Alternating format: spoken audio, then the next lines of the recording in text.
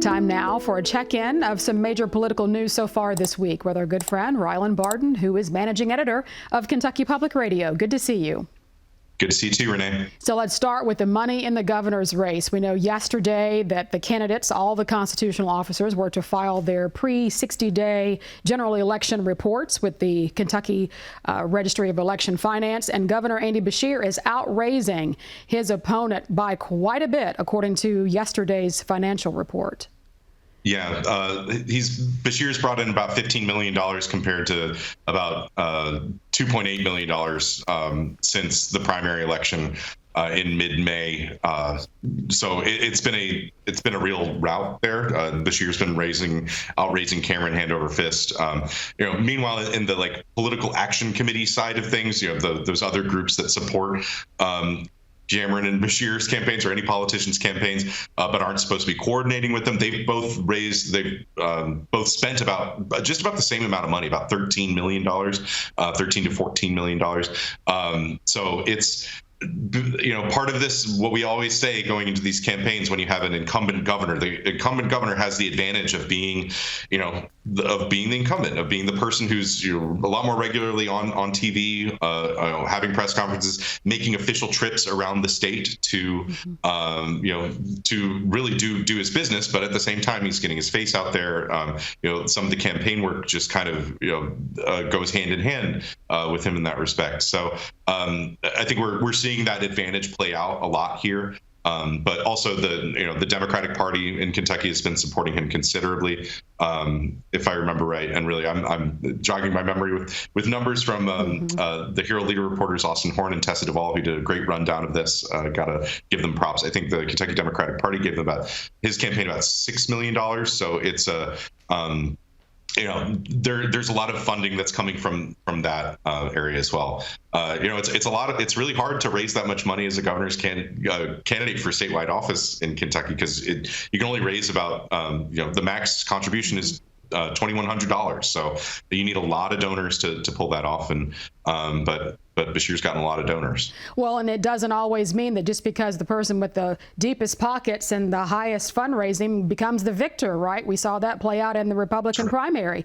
where Kelly Craft spent how much per voter? $189 per vote, compared to Daniel Cameron, who came in just under $8 per vote. Now, that was a primary, it's different, but a lesson could be learned from it.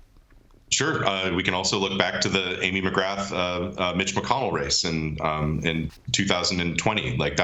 She spent about $90 million in that campaign to, I can't totally remember. I want to say it was like $30 to $40 million that McConnell spent. It was just way more, and still ended up losing the race by 15 to 20 percentage points. So, raising the most money does not always signal the most. The winner.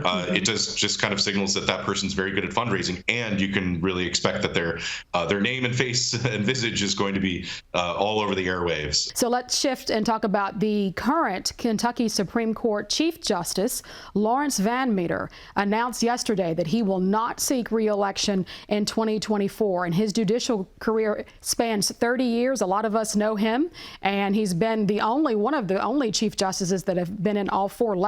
He will have finished a 8-year term. That's how long the terms are on the Supreme Court. He was elected in 2016 and was just elected to by his colleagues to the Chief Justice position just in January of this year.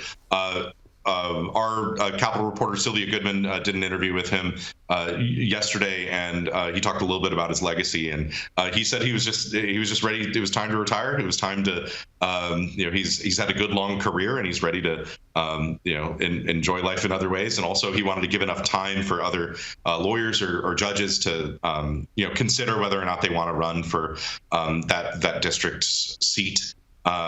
It's been, he's presided over a lot of cases, dealing with, let's say, Beshear's powers during the coronavirus pandemic, the Supreme Court initially upholding that and then striking them down after the legislature changed laws. The school voucher issue, or the school private school scholarship tax credits, which the Supreme Court ultimately did not uphold.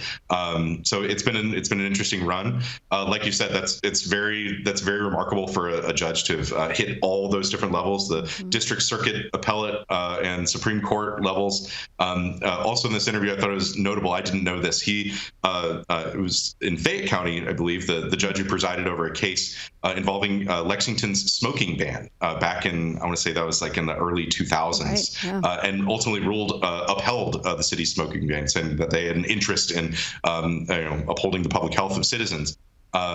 So, had a judicial career that spanned quite all this time, and he's just decided to move on to this next chapter in his life. Yeah.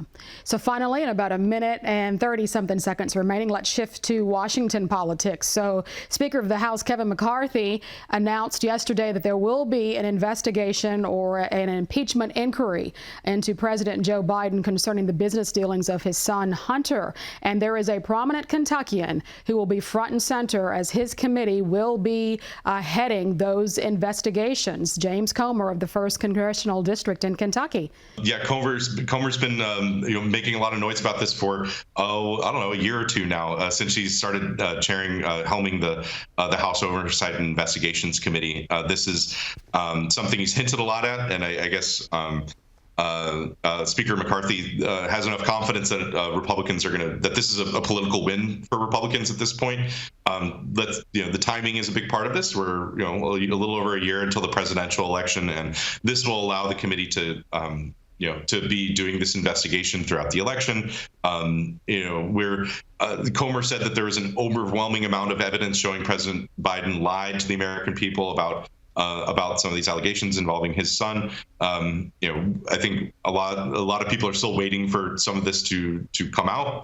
That there hasn't been a lot of proof that has come out yet, but that is ostensibly what the impeachment investigation process is for.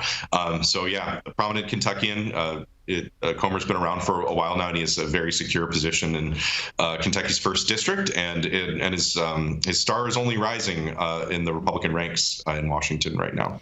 And the Republican Attorney General, also gubernatorial candidate Daniel Cameron, tweeted out yesterday he was standing next to Congressman James Comer, and he said this. I fully support Kevin McCarthy's decision to open a formal inquiry into impeaching President Joe Biden. Obviously, American people deserve answers, and I'm confident that my good friend Congressman Comer is going to get to those answers.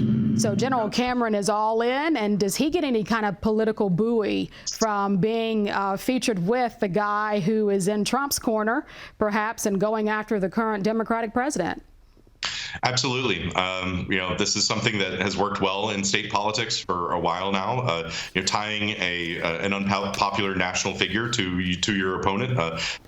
President Joe Biden has performed very poorly in Kentucky during the presidential election in 2020, and I think it definitely helps Cameron's political aspirations to be tying himself and associating himself with the person investigating that person. So I imagine more to see that too, but also notable too that Comer's going around campaigning with Cameron at this point, trying to show some Republican unity at this point, which in this competitive race right now. Well, thank you, Ryland Barton, for breaking it down for us. We appreciated it as always. Thanks, Renee.